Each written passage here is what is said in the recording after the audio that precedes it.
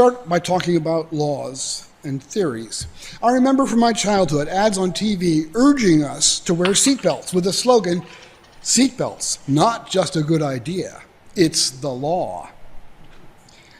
It was then that I first heard that old joke, "Gravity, not just a good idea, it's the law." But in fact, there is no law of gravity. Gravity is not completely understood. When the apple fell on Isaac Newton's head, what popped into his head was a theory about how gravity might work. And parts of his theory are still pretty current, but parts of it have been disproved and replaced with other theories as our understanding of the universe increases. So it would be more appropriate to say, gravity, it's not a law, it's just a theory. I'm looking around and I'm not seeing anybody grabbing hold of the pew. And I don't know about you, but it doesn't worry me much that gravity is just a theory. We may not have a completely proven law of gravity, but we haven't fallen up into the sky yet. So the unproven theory of gravity seems to be working out just fine. I'd heard over the years that a state legislature somewhere had passed a law making pi equal to 3. I'd always assumed that this was just a legend. But Lee told me, no, it's not. There's more than that. And so I looked it up in Wikipedia. It's almost true. The Indiana General Assembly in 1897 had a bill introduced that attempted to, quote, square the circle by a method devised by an amateur mathematician, which seemed to equate pi to 3.2 instead of 3.14159, blah, blah, blah, et cetera, forever. The bill was first sent to the Committee on Swamplands in the Indiana House of Representatives, and then it was passed by the Committee on Education. The House of Representatives passed it unanimously. The Indiana Senate Committee on Temperance also passed the bill, but the Senate itself postponed it indefinitely. A Purdue University professor, Clarence A. Waldo, apparently heard about the bill and spoke to several senators about it, ridiculing it. He is widely credited with preventing the bill from passing. And there is no law of probability.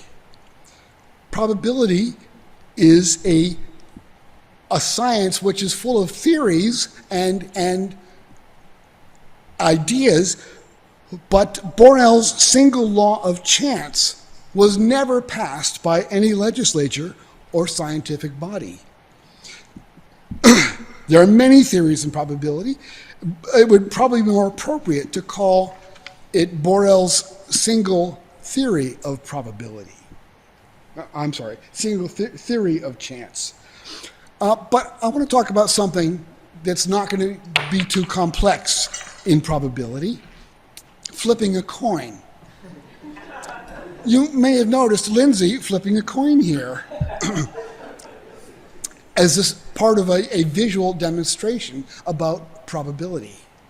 Now, coins have two sides, heads and tails. For every flip, either heads or tails will be the result. When Lindsay tosses a coin in the air, the chance of heads is 50%, or 1 in 2. The chance of tails is the same. When she flips the coin again, there are 4 things that could result. 1, it was heads both times. 2, it was heads and then tails. 3, it was tails and then heads. And 4, it was tails both times. So there are 4 possible outcomes, each one equally likely. When she flips the coin again, each of those 4 outcomes are followed by a head or a tail, so now there are 8 equally possible outcomes after 3 flips. Every time she flips the coin, the number of possible outcomes will double. Now, I'm not going to show my work here, but you can check me when you get home if you want to. After 10 flips of the coin, there are 1,024 possible outcomes, each one equally likely. Now, I'm going to cheat here and round down to 1,000. When Lindsay flips the coin 10 more times, for each of those 1,000 outcomes, there are another 1,000 outcomes. So for 20 flips of the coin, that means there are 1 million possible outcomes. Each one equally likely, or for 1,000,000 to 1 odds, it would be more correct to say equally unlikely. Lindsay, where are we now? How many flips have you made? 60. 60. Okay, 60 flips of the coin. So I think you can see where I'm going with this. After 30 flips of the coin, the chances were 1 in a billion. After 40 flips, it's 1 in a trillion. After 50 flips, it's 1 a quadrillion. And Lindsay is up to the 1 in a quintillion. Now, there's a list there. Lindsay has listed all of those outcomes. The chances of that outcome is 1 in a quintillion. And yet, that's what happened. So, there's a number called Google. It has nothing to do with the search engine we spend so much time on. It is 1 times 10 to the 100th power. It is 1 followed by 100 zeros. It's also called a duotrigintillion. That's a trivia answer for you next time you're playing trivia. Now, I estimate that Lindsay can make enough coin flips in less than 2 hours to get to that point. So in a very short time, Lindsay can make enough coin flips so that each possibility, equally unlikely, is 1 in a Google, which is 1 times 10 to the 100th power. Borel's limit of impossibility was 1 times 10 to the 50th power. Well, again, I'm not going to show my work here, but 1 times 10 to the 100th power is not Borel's limit plus Borel's limit. It is Borel's limit times Borel's limit. In other words, Borel's limit is a tiny, minuscule fraction of the Google limit. So here's the question. If the laws of probability can make something so unlikely that it is impossible at 1 in 10 to the 50th power, what exactly happens at that point? Does the coin vanish? Hold on tight there. Or hang in the air? Or head out to space at the speed of light? Or land on the edge and just spin forever? Does God come down and turn it into a 3-sided coin? Phew. Well, my guess is that the coin falls just as it's been falling and is either heads or tails and continues on the exceedingly unlikely but always possible outcome. We know this series of coin flips is possible because we have watched it happen. There is no point at which the coin flip becomes so unlikely as to become impossible. There is no point at which the theory of evolution becomes so unlikely as to become impossible. We know that evolution is possible because we have seen the results of evolution every day of our lives. I'd like to propose a new law of probability. It's called Derr's law, and it says that if I flip a coin 1 duotrigintillion times, and each time it comes up either heads or tails, the next time I flip the coin, it will also come up either heads or tails. I will be introducing this law at the annual town meeting in Stowe next spring, and I think its chances of passing are much better than one in Google. And here we are at the end of a long but still continuing chain of coin flips and evolution. Incredibly unlikely, unimaginably unlikely, but always possible. I know it's possible because I live it every day.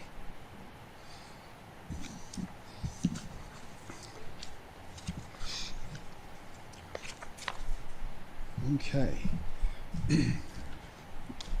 Thank you, Lindsay.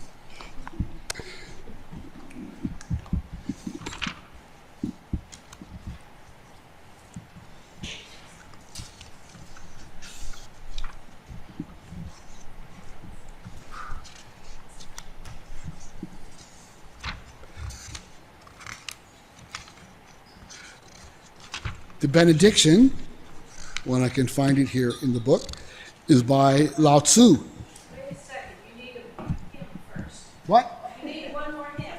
Oh, you're right. The hymn comes next. Okay. The hymn is Blue Boat Home, number 164 in the Blue Book.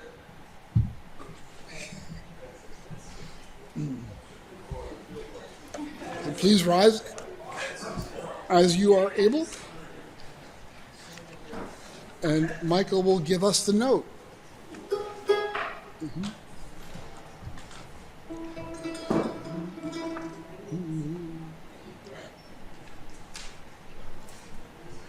Go below me, I feel no motion, standing on these mountains and plains, far away from the rolling ocean, so my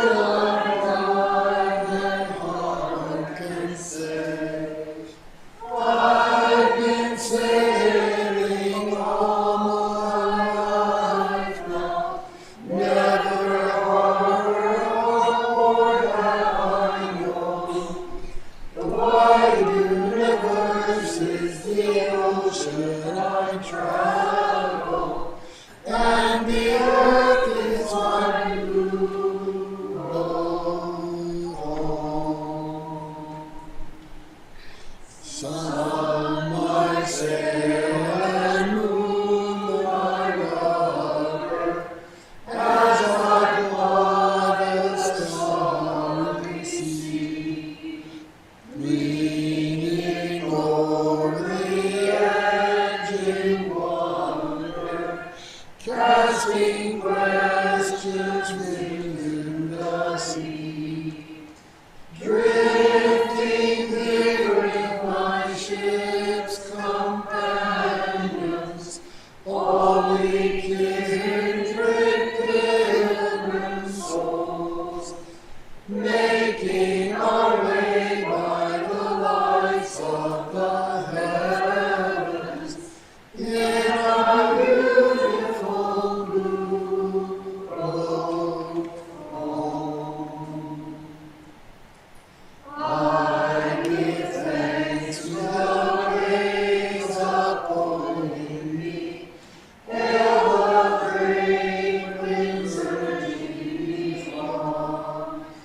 Greet the infinite sea before me, sing the sky my sailor's song.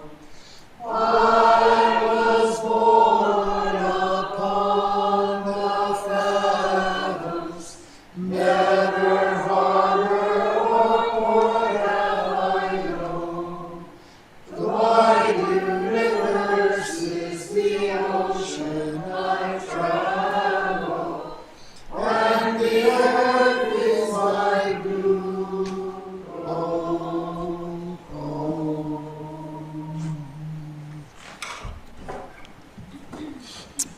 If there is to be peace in the world, there must be peace in the nation.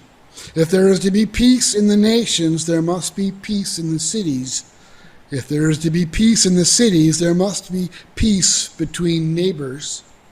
If there is to be peace between neighbors, there must be peace in the home. If there is to be peace in the home, there must be peace in the heart. Lao-Tse.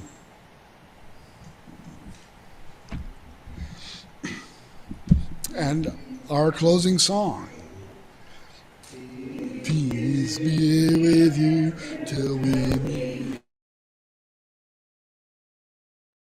As long as yes, comes before you. It was all the peace be with you till we meet.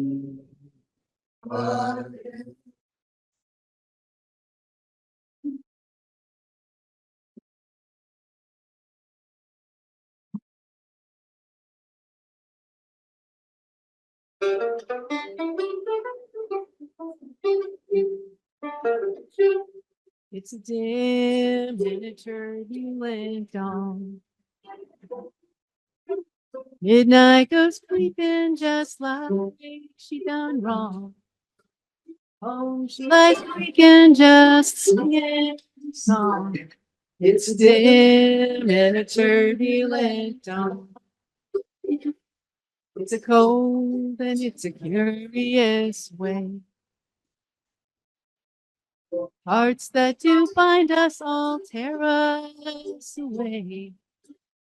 What runs inside us will run cold one day.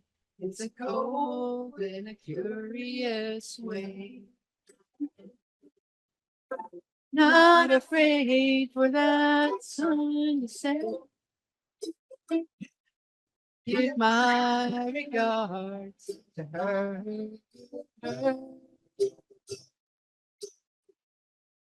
Give my regards to her.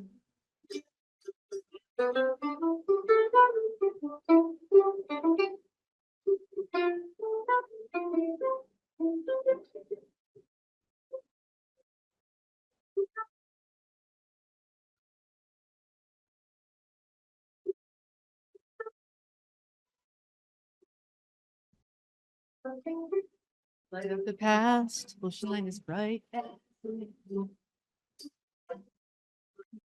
Dawn pours upon us as the rain. What dawns upon us is like a river, they say. Trust in the night, it keeps the morning at bay. Not afraid for that sunset, but give my regards to her.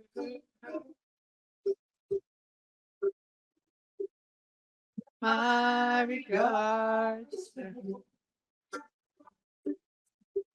He's been dragged over valleys and hills, all for the sake of change.